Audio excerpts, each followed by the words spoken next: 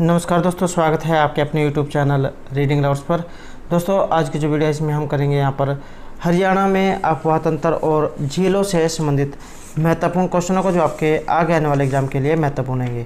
और दोस्तों यहाँ पर ये जो क्वेश्चन है एग्ज़ाम की दृष्टि से महत्वपूर्ण है, क्योंकि जो पहले जो एग्ज़ाम हुए हैं एचएससी के द्वारा जो लिए गए उनमें क्वेश्चन बार बार पूछे गए हैं। तो यहाँ पर जो सभी क्वेश्चन जो है महत्वपूर्ण होंगे और इस वीडियो में हम 70+ जो है यहाँ पर क्वेश्चनों को करेंगे। और अगर आपने हमारी इससे पहले वाली वीडियो नहीं देखी है तो इसे आप ऊपर कोने में जो 3 डॉट इन पर क्लिक करके आप आई बटन पे पहुंच जाओगे, तो वहां पर जाकर आप हमारी इससे पहले वाली वीडियो को देख सकते हैं। या जो हमारे चैनल की प्लेलिस्ट है वहां पर जाकर अब तक की जितनी भी वीडियो हैं सभी को आप देख सकते हैं। और अगर आपने अब तक हमारे चैनल को सब्सक्राइब नहीं किया तो सब्सक्राइब कर ले और साथ में जो घंटे वाला आइकॉन है उसे जोड़ दबाएँ, जिससे आपको हमारे आने वाली जो वीडियो उसकी नोटिफिकेशन मिलती रहेगी। और दोस्तों वीडियो को लाइक, कमेंट और शेयर जरूर कीजिएगा और हमारे साथ अंत तक बने रहिएगा। तो हमारा जो यहाँ पर फर्स्ट क्वेश्चन है कि किस क्षेत्र विशेष का अफवाह तंत्र किस पर निर्भर करता है। ऑप्शन रहेंगे क्षेत्र की स्थलाकृति, क्षेत्र की चट्टानों की संरचना, बहते जल की मात्रा या इन सभी पर। तो किसी क्षेत्र विशेष का जो अफवाह तंत्र है ये इन सभी बातों पर निर्भर करता है। तो यहाँ जो हमारा राइट आंसर है ये रहेगा ऑप्शन डी। और ये जो अफवाह तंत्र जो है इसे 2 भागों में जो है बांटा गया है, उत्तरी अफवाह तंत्र और दक्षिणी अफवाह तंत्र। और ये जो उत्तरी अफवाह तंत्र है इसकी नदियां हैं हिमालय के शिवालिक और पर्वतीय क्षेत्र, जो पर्वतीय क्षेत्र से जो निकलती हैं, और इन्हें जो है सदा नीरा कहा जाता है। और जो ये उत्तरी अफवाह तंत्र है इसकी प्रमुख नदियां जैसे यमुना नदी, सरस्वती नदी, घग्गर, मारकंडा, टांगरी, आपांग, चेटांग, राक्षी, तो ये सभी इसके अंतर्गत आती हैं। अगला जो क्वेश्चन रहेगा यहाँ पर, राज्य का विशाल मैदान किन नदी तंत्रों के मध्य स्थित है। गंगा तथा यमुना, गंगा तथा सरस्वती, गंगा तथा सिंधु या यमुना तथा सिंधु के बीच। तो यह स्थित है यहाँ पर गंगा और सिंधु। ऑप्शन सी जो है यहाँ पर सी आंसर रहेगा। नेक्स्ट क्वेश्चन है, राज्य की अधिकतर नदियाँ किस भाग में प्रवाहित होती हैं। ये जो नदियों वाले जो क्वेश्चन है ये एग्जाम में बहुत ज़्यादा पूछे जाते हैं। तो राज्य की अधिकतर नदियाँ किस भाग में प्रवाहित होती हैं, पूर्वी भाग में, पश्चिमी, उत्तर या दक्षिणी भाग में। तो यह रहेगा ऑप्शन डी। यहाँ पर ज़्यादातर नदियाँ जो ये दक्षिणी जो भाग है इसमें प्रवाहित होती हैं।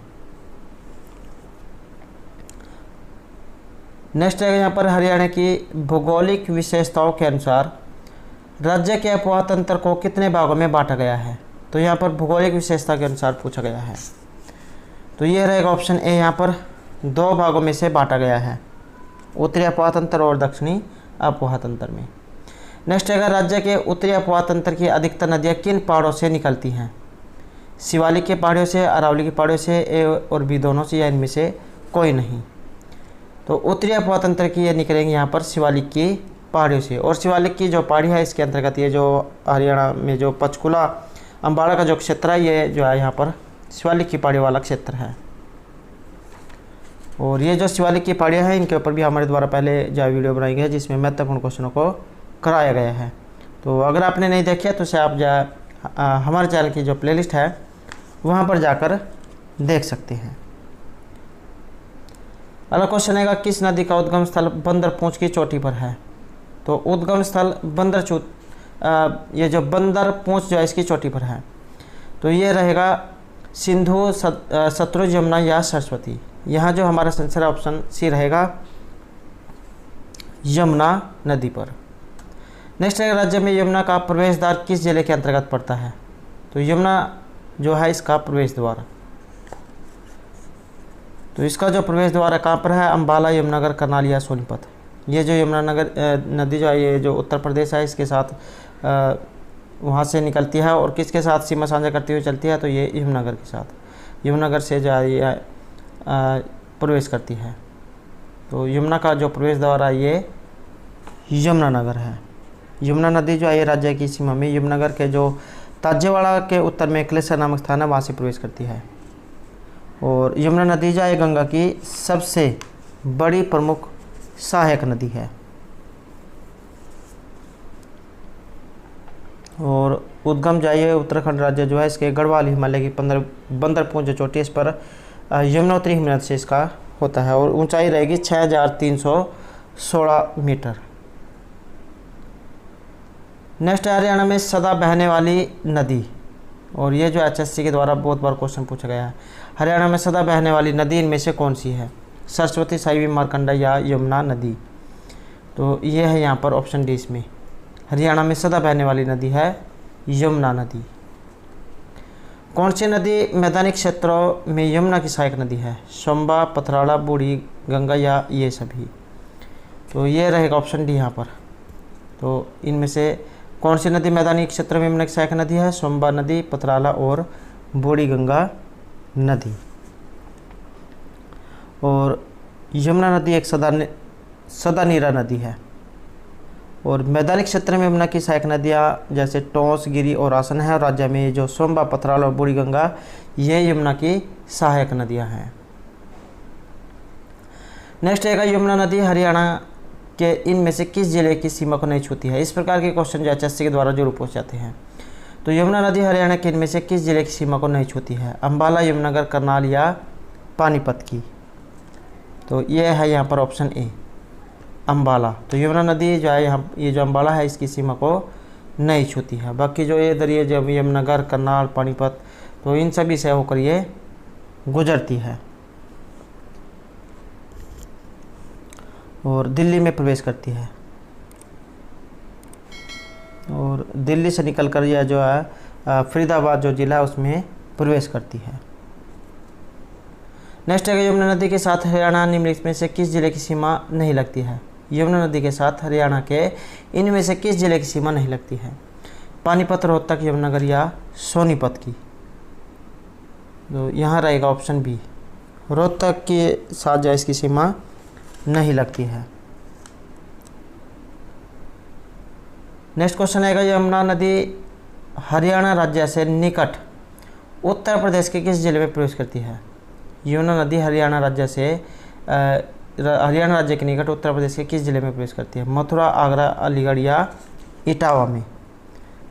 तो ये रहेगा यहाँ पर जो अलीगढ़ है ये उत्तर प्रदेश में है, तो इसके ज़िले में जो ये प्रवेश करती है। फरीदाबाद जो है वहाँ से निकलकर यह हसनपुर नामक स्थान पर उत्तर प्रदेश के अलीगढ़ जो ज़िला है वहाँ पर प्रवेश करती है। और ये जो यमुना है ये राज्य की सीमा के पूर्वी क्षेत्र में बहती है। नेक्स्ट क्वेश्चन आएगा सीमा में किस क्षेत्र में यमुना नदी बहती है? दक्षिणी, पूर्वी, पश्चिमी या उत्तरी में। तो ये है पूर्वी में, ऑप्शन बी। नेक्स्ट क्वेश्चन है यहाँ पर निम्नलिखित में से कौन सी नदी हरियाणा और उत्तर प्रदेश के मध्य सीमा बनाती है? तो ये कौन सी नदी है जो हरियाणा और उत्तर प्रदेश के मध्य सीमा बनाएगी? और ये भी जो क्वेश्चन HSC द्वारा पहले भी पूछा गया है। सरस्वती, घग्गर, यमुना या साहिबी। तो ये रहेगा ऑप्शन सी यहाँ पर। तो इनमें से जो यमुना नदी है ये हरियाणा और उत्तर प्रदेश के मध्य सीमा बनाती है। और एग्ज़ाम में कई बार ये भी आ सकता है कि कितने लंबी है, तो 320 किलोमीटर लंबी। अगला क्वेश्चन है यहाँ पर यमुना नदी उत्तर प्रदेश और हरियाणा के मध्य कितने किलोमीटर की सीमा रेखा निर्धारण करती है? 180, 260, 320 या 440 किलोमीटर की। तो सीमा साझा जो है सीमा निर्धारण जो है सीमा के साथ लगती है ये रहेगा 320 किलोमीटर। ऑप्शन सी जो है यहाँ पर रहेगा, सबसे लंबी जो सीमा रेखा ये बनाती है। नेक्स्ट है हथनी कुंड जो बैराज है इसका निर्माण किस नदी पर किया गया है? यमुना, घग्गर, सरस्वती या द्रिशतवती नदी पर। तो इसका जो यहाँ पर निर्माण है ये यमुना नदी पर हुआ है। तो यहाँ राइट आंसर ऑप्शन नहीं रहेगा। यमुनानगर में जो ताजे वाला स्थान है वहाँ पर हथनी कुंड बैराज जो है इसका निर्माण किया गया है, जहाँ से ये पूर्वी यमुना नहर और पश्चिमी यमुना नहर निकलती है। जो पश्चिमी यमुना नहर है ये राज्य के यमुनानगर, कुरुक्षेत्र, करनाल, पानीपत, सिरसा, जींद, सोनीपत, रोहतक वहाँ से जल प्रदान करती है। नेक्स्ट क्वेश्चन है वैदिक सभ्यता इनमें से किस नदी के किनारे फली फूली है? सरस्वती, गंगा, यमुना या कावेरी के। तो यहाँ से आंसर माना गया है ऑप्शन ए। तो वैदिक सभ्यता ये जो सरस्वती नदी है इसके किनारे फली फूली है और सरस्वती को अत्यंत प्राचीन नदी जो माना जाता है। और ऋग्वेद जो है इसमें सरस्वती नदी को अति बलशाली, वेगवती और जो है पर्वतों के शिखरों को तिनके समान ले जाने वाली नदी के रूप में वर्णन किया गया है।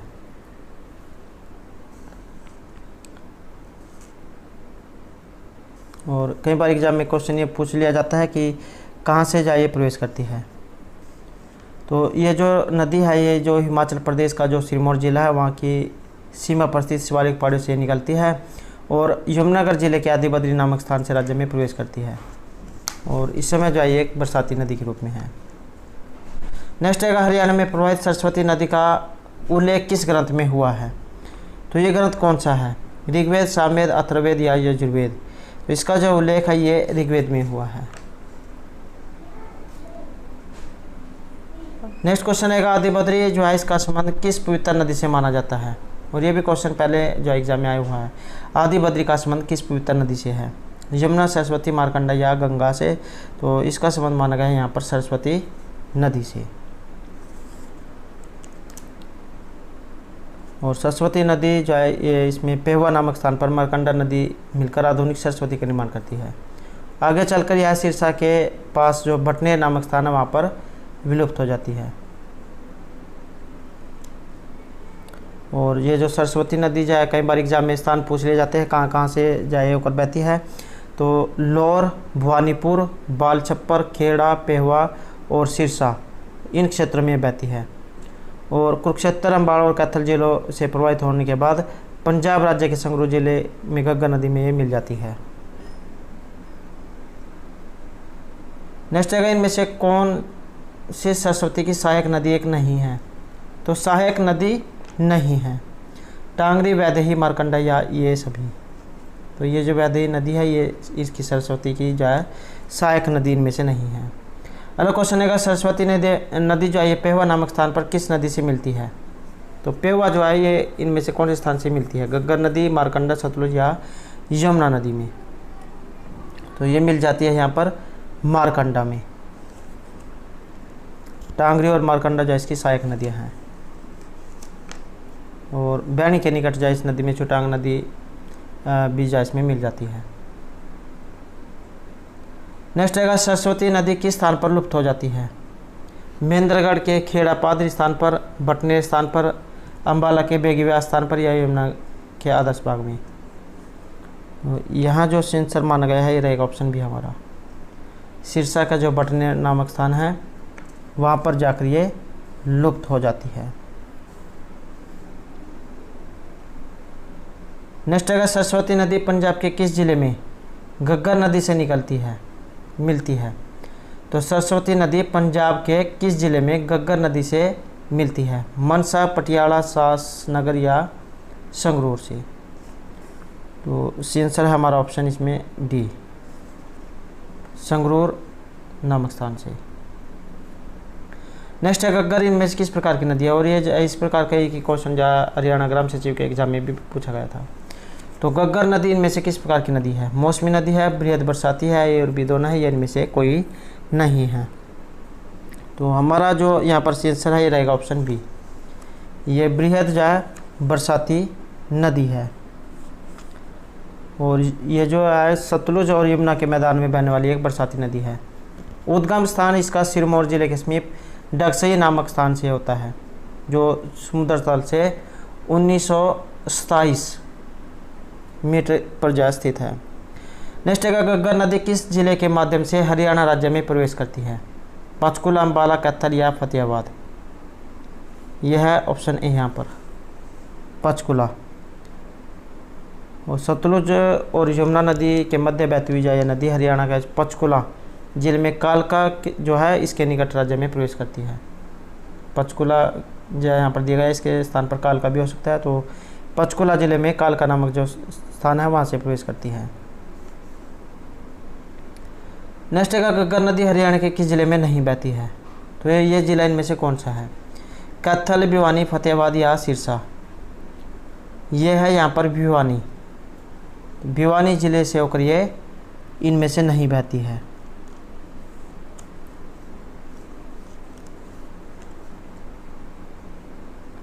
और यह जो नदी है राज्य का जो पंचकुला, अम्बाला, कैथल, फतेहाबाद, सिरसा इस जिले में होते हुए निकटवर्ती राज्य राजस्थान के हनुमानगढ़ के पास मरुस्थलीय क्षेत्र में आकर जाए समाप्त हो जाती है। कई बार एग्जाम में जो इसके समाप्त होने के बारे में पूछ लिया जाता है कि कहाँ पर समाप्त होती है, तो ये जो जिले हैं यहाँ पर होकर ये समाप्त हो जाती है। नेक्स्ट है, हरियाणा राज्य में घग्गर नदी की लंबाई कितनी है? 151, 251, 251 या 311। तो घग्गर नदी की जो लंबाई है ये मानी गई है 251 किलोमीटर। तो 251 किलोमीटर जो इसकी लंबाई है। नेक्स्ट है, किस नदी के द्वारा नैनी नामक पहाड़ के मैदान का निर्माण किया जाता है? सतलुज, घग्गर, सरस्वती या यमुना। हमारा जो आंसर है रहेगा ऑप्शन बी, घग्गर। घग्गर नदी के द्वारा नैनी नामक पहाड़ के मैदान का जाए यहाँ पर निर्माण करती है। नेक्स्ट है, घग्गर नदी को ओट्टू नामक स्थल से निकलने के बाद किस नाम से जाना जाता है? हादका नदी, हाकड़ा, झाझरा या कौशल्या नदी के नाम से। तो इसे जाना जाता है यहाँ पर हाकड़ा नदी के नाम से।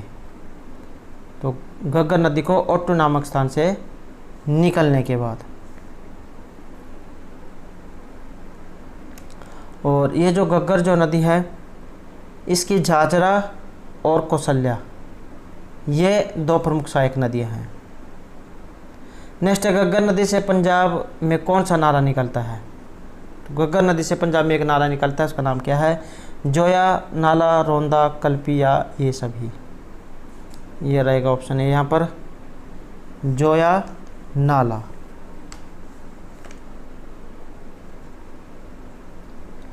अगला क्वेश्चन रहेगा, इनमें से कौन सा नाला दक्षिण में घग्गर नदी से आकर मिलता है? लंदोह नाला, तिलपत, सोकर या भूरिया नाला। यह रहेगा ऑप्शन सी यहाँ पर सोकर। सोकर नदी से आकर जाए मिल जाता है।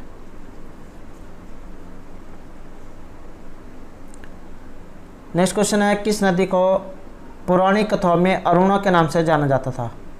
तो प्राचीन काल में अरुणा के नाम से जाना जाता था घग्गर नदी, धीरसतवती, मारकंडा या सतोतरी को। ये जाना जाता है यहाँ पर ऑप्शन सी, मारकंडा जो नदी है इसे प्राचीन समय में अरुणा के नाम से जाना जाता था। महर्षि मार्कंडेय जो है उसके नाम पर इस नदी का नाम मारकंडा नदी पड़ा है। तो मार्कंडेय ऋषि के नाम पर मारकंडा नदी। और इस समय जो एक बरसाती नदी है। नेक्स्ट है, वर्षा ऋतु में मारकंडा नदी के द्वारा किन जिलों में बाढ़ आती है? तो वर्षा ऋतु में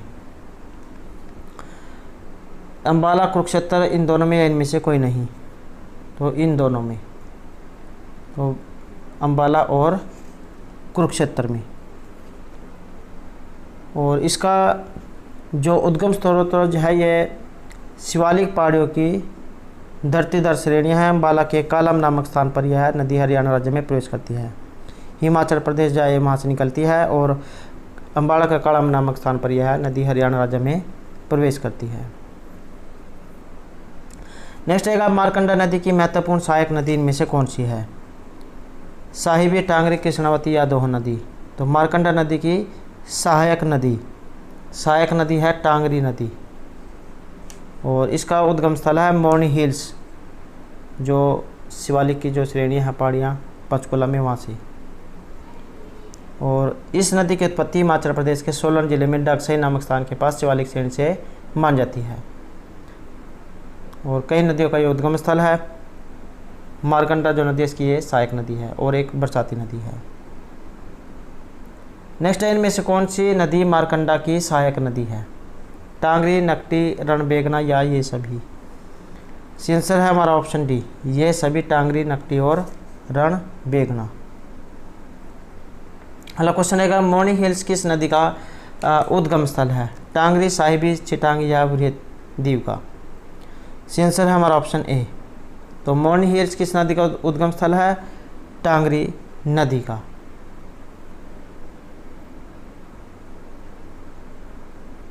नेक्स्ट क्वेश्चन है हमारा, वह नदी जो सोलन जिले में डाकसई नामक स्थान के पास शिवालिक श्रेणी में जन्म लेती है उसका नाम? सरस्वती, घग्गर, टांगरी या मारकंडा नदी। तो उसका नाम है टांगरी नदी।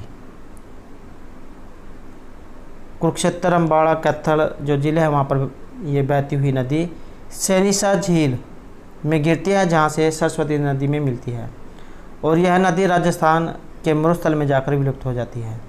ये भी आपने इसके साथ याद रखना है। अगला क्वेश्चन है, शिवालिक की पहाड़ियाँ बहुत सी नदियों का स्रोत है, तो ऐसी एक नदी इनमें से कौन सी है? टांगरी, गंगा, कावेरी या कपिला? तो यह है टांगरी नदी, ऑप्शन ए। नेक्स्ट है, टांगरी इनमें से किसकी एक सहायक नदी है? साहिबी, इंदौरी, मारकंडा या घग्गर की? तो ये है हमारा ऑप्शन सी यहाँ पर, टांगरी जो है मारकंडा की एक सहायक नदी है।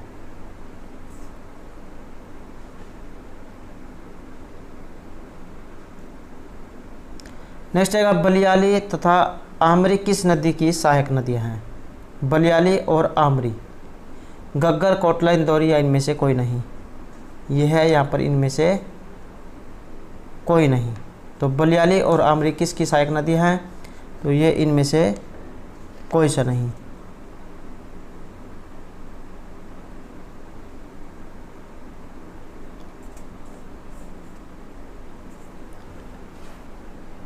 नेक्स्ट क्वेश्चन है, राज्य के किस नदी को निचली खंड के रूप में जाना जाता है? आपगा, टांगरी, चेटांग या राक्षी नदी? हमारा सही आंसर रहेगा ऑप्शन ए, आपगा नदी।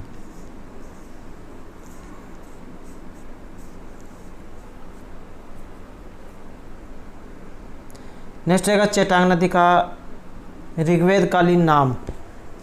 तो चेटांग जो चोटांग जैसे कहा जाता है, तो कई बार एग्जाम में चोटांग भी लिखा हुआ जाए देखने को मिला है। तो चोटांग नदी का ऋग्वेदिक कालीन नाम सरस्वती, शतुद्री, कुर्भू या धृषदवती? हमारा जो आंसर है रहेगा ऑप्शन डी, तो धृषदवती। और कई बार चेतांग भी जो एग्जाम में देखने को मिला है। शिवालिक की जो पहाड़ियाँ वहाँ से निकलती है और नदी सरस्वती नदी के समानांतर प्रवाहित होती है। और जो राक्षी नदी है, ये जो चोटांग जो नदी है इसकी सहायक नदी है।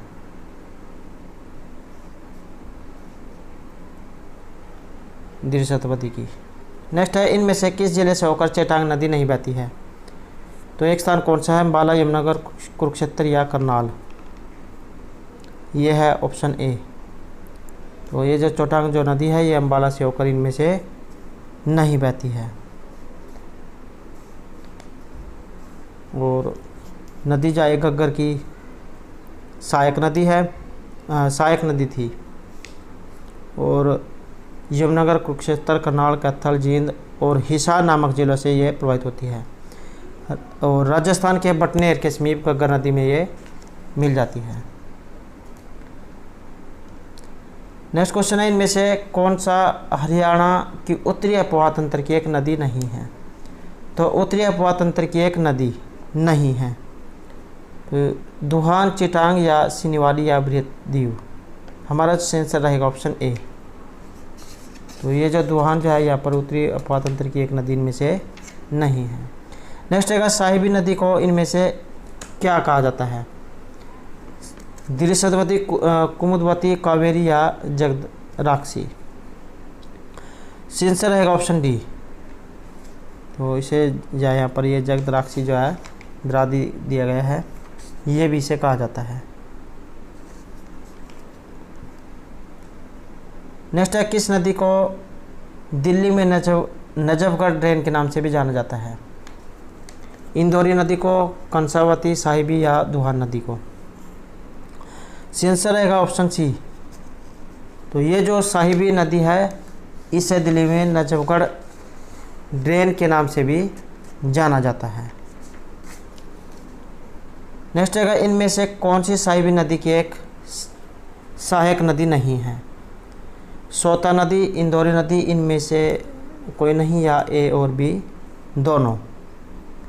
हमारा जो राइट आंसर है रहेगा ऑप्शन सी, सोता नदी और इंदौरी नदी। ये क्या है? ये साहिबी नदी की सहायक नदी है। नेक्स्ट है, इंदौरी नदी का उद्भव इनमें से किस स्थान के निकट है? इंदौर, कैथल, भिवानी या करनाल के? राइट आंसर है ऑप्शन सी, इंदौरी नदी का जो उद्भव है भिवानी के निकट से है। और ये जो इंदौरी नदी है इसका उद्गम मेवात ज़िले के नुह कस्बे के निकट मेवात पहाड़ियों से अर्थात जो भिवानी जहाँ वहाँ से ये निकलती है। और इंदौरी किले के पास उद्गम होने के कारण से इंदौरी नदी कहा जाता है। कई बार इसका प्राचीन नाम एग्जाम में आ सकता है, तो इसका प्राचीन नाम अंशुमती है। 2 शाखाओं में बटी हुई है, जिसमें से एक शाखा बरसाती नालों का पानी लेने के बाद पटौदी के समीप साहिबी नदी में मिलती है, और जो दूसरी शाखा है ये रेवाड़ी ज़िले की सीमा पर साहिबी नदी से मिलती है। नेक्स्ट है, प्राचीन समय में इंदौरी को किस नाम से जाना जाता था?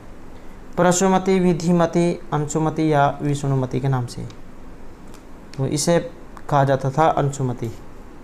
नेक्स्ट है, हरियाणा में 50 किलोमीटर तक बहने वाली गैर बारामासी नदी कौन सी है? दोहन, चौटांग, राक्षी या इंदौरी। तो इस नदी का नाम है इंदौरी नदी।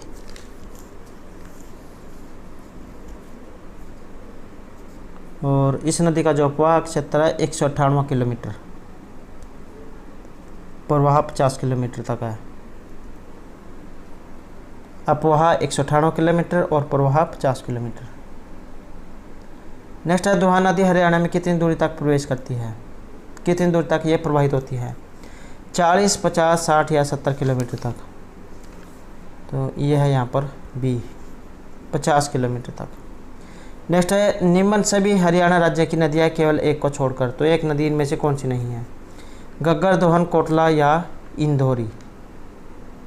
तो ये जो यहाँ पर कोटला जो दिया गया है ये इनमें से जो हरियाणा राज्य की नदियाँ नहीं हैं। बाकी और जो यहाँ पर दिए गए हैं जैसे घग्गर, दोहन, इंदौरी, ये सभी जो इसमें नदियाँ हैं। नेक्स्ट है, हरियाणा में किस भौगोलिक स्वरूपों के कारण झीलों की संख्या बहुतायत में है? तो भौगोलिक स्वरूप के कारण उत्तर पूर्व में शिमालिक की जो पहाड़ियाँ इनको होना, अरावली पहाड़ियों को होना और विशाली मैदान भाग को होना, या ए और बी दोनों। तो कौन सा कारण यहाँ पर सही है? सही कारण माना गया है यहाँ पर ऑप्शन डी का होना, उत्तर पूर्व में शिवालिक की पहाड़ियों का होना और दक्षिण में अरावली पहाड़ियों का होना। एग्जाम में क्वेश्चन ये भी पूछा जाता है शिवालिक की पहाड़ियाँ कहाँ पर है ये, और अरावली की जो पहाड़ियाँ कौन से क्षेत्र में है? तो उत्तर पूर्व का क्षेत्र में शिवालिक की पहाड़ियाँ हैं और दक्षिण क्षेत्र में अरावली की पहाड़ियाँ। नेक्स्ट है, राज्य में झीलों का महत्व किन कारणों से है? कृषि, पर्यटन, पर्यावरण या इन सभी के कारण से। तो झीलों का महत्व रहेगा ऑप्शन डी, इन सभी के कारण से, कृषि, पर्यटन और पर्यावरण के कारण से।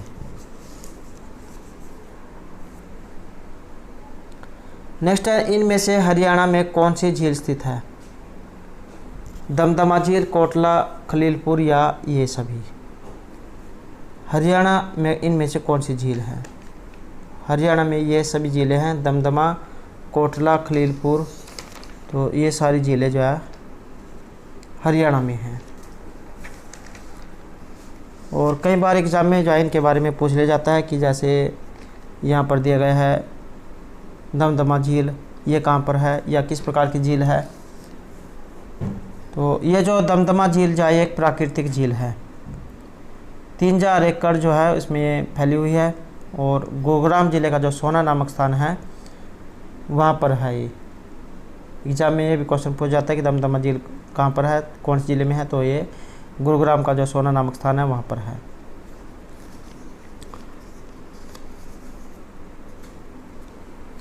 नेक्स्ट आएगा, बड़खल झील किस ज़िले में है? गुरुग्राम, भिवानी, फरीदाबाद या रोहतक में। तो ये जो बड़खल झील है ये फरीदाबाद में है, और 206 एकड़ में जाए फैली हुई है।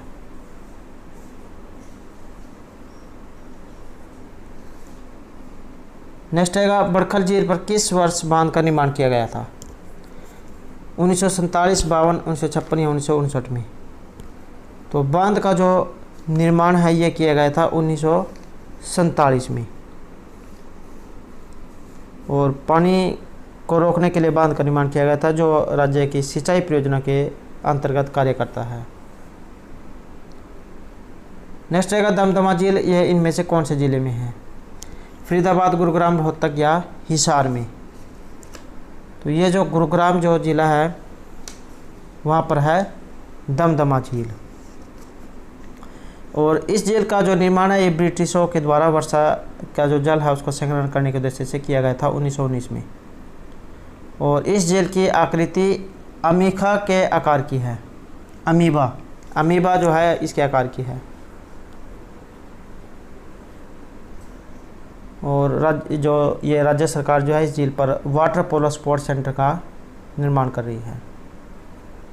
और 190 के लगभग जो है पक्षियों की प्रजातियां यहाँ पर आती हैं।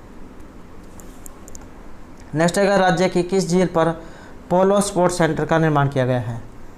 बड़खल, दमदमा, कर्ण या कोटला झील पर? तो ये रहेगा दमदमा झील पर।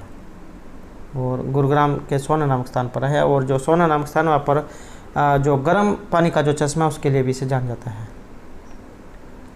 नेक्स्ट है किस जिले में साइबेरिया से आने वाले बहरे डीर नामक पक्षी को देखा गया है? ये झील कौन सी है? सुल्तानपुर, कोटला, खलीलपुर या चांदनी झील पर? तो ये देखा गया यहाँ पर सुल्तानपुर झील पर। और ये सुल्तानपुर झील कहाँ पर है? ये गुरुग्राम में है। फरुखनगर जो खंड है वहाँ पर है। लगभग 353 जो एकड़ है वहाँ पर ये फैली हुई है। 250 के करीब प्रजातियाँ यहाँ पर आती हैं। नेक्स्ट रहेगा कोटला झील। तो यहाँ पर जो कोटला झील स्थित है ये कहाँ पर है? नूह, मेवात में, पलवल, रेवाड़ी या महेंद्रगढ़ में? ये रहेगी नूह, मेवात में। और इसका भी जो है शुरू में जो निर्माण है ये पानी को जो है इकट्ठा करने के उद्देश्य से इनका निर्माण कराया गया था। और ये भी जो है लगभग 108 जो एकड़ इसमें फैली हुई है। नेक्स्ट है भिंडावास झील को किस वर्ष भारत सरकार के द्वारा वन्य जीव अभयारण्य का दर्जा दिया गया? वर्ष 1986, 96, 2006 या 2009 में? तो वन्य जीव अभयारण्य का जो दर्जा है ये दिया गया था 1986 में। और ये जो भिंडावास का प्रवास जो वन्य जीव अभयारण्य है ये झज्जर में है। 5 जुलाई 1986। तो 5 जुलाई 1986 में जो राज्य सरकार के द्वारा से वन्य जीव अभयारण्य का दर्जा दिया गया था। 1016 एकड़ में जो लगभग फैली हुई है। और 266 के लगभग जो यहाँ पर पक्षियों की प्रजातियाँ देखने को मिली है। और 3 जून 2009 को इस स्थान को जो है राज्य की जो भारत सरकार जो है इसने एक पक्षी विहार के रूप में मान्यता दी है। नेक्स्ट है चक्रवर्ती किस झील का अन्य नाम है? तो यहाँ पर कौन सी झील का अन्य नाम है? भिंडावास झील, खलीलपुर, चांदनी या कर्ण झील का? तो ये रहेगा यहाँ पर जो कर्ण झील जो है इसका नाम है। और एग्ज़ाम में भी आता है कि कर्ण झील कहाँ पर है? तो ये करनाल में है। लगभग 5 किलोमीटर दूर जाए स्थित है।